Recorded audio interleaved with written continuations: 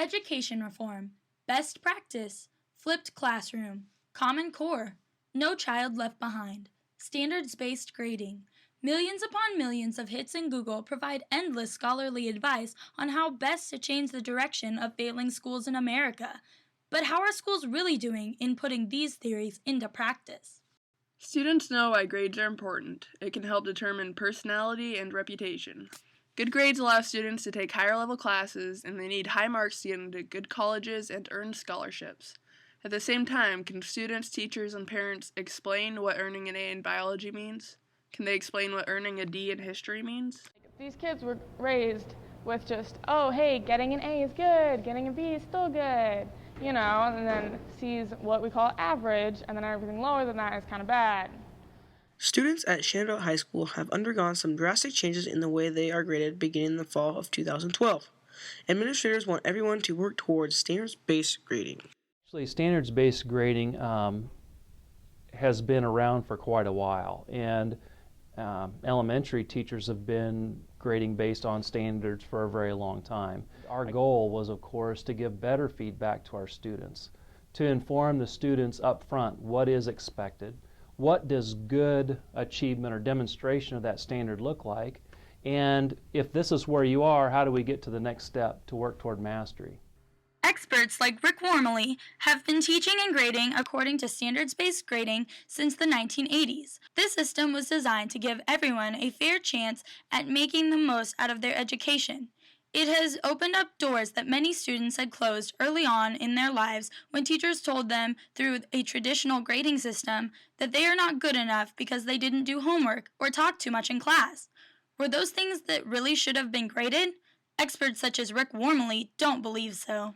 Also, your grade represents all the times that you are quiet, used an indoor voice, and brought your supplies in a timely manner, and covered your textbook, and brought in canned food for the canned food drive, and had a nice, neat notebook. And we realized that at the end of the year, we couldn't honestly say with integrity, this child knows it to this level, because the grades had been fudged by so many other factors that diluted it. Because grades are really what you know at the end of learning cycle, not the pathways you took to get there. Our grades had to be, can you titrate liquids? Do you understand alkali elements? Can you graph an inequality? Not how you're doing in relation to other children, or did you put your name, date, and period in the top right-hand corner of the paper and had your pencil sharpened before the bell rang? The philosophy of standards-based grading is quite remarkable when listening to Rick Wormley extol the merits of the system. However, the problem for students, teachers, and parents lies in converting from the old scale to the new scale. The 100-point scale is where you completed a worksheet or an assignment, and if you got, say, 10 out of 10 questions correct, then that was a 100% and an A.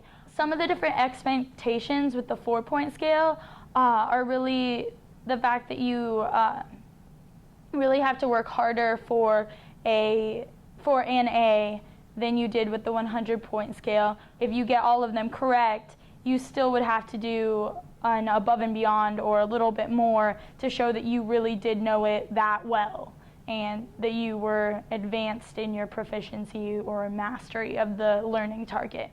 Our former system of grading is based on the curve. Students fall into certain categories, where some would be above average, average, or failing. At SHS, it seems easier for traditionally F students to raise their grades, while A students find it difficult to earn high marks. I feel like it doesn't work at this school.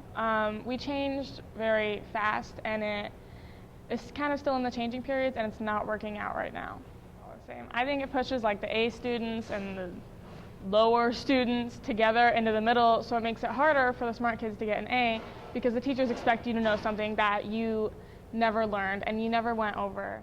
While every district needs to find their own path, consistency, reflection, and communication are key to making this system live up to its potential. Yeah, I mean, there could be some initial hesitation with it and some challenges with it, because one, change itself is hard.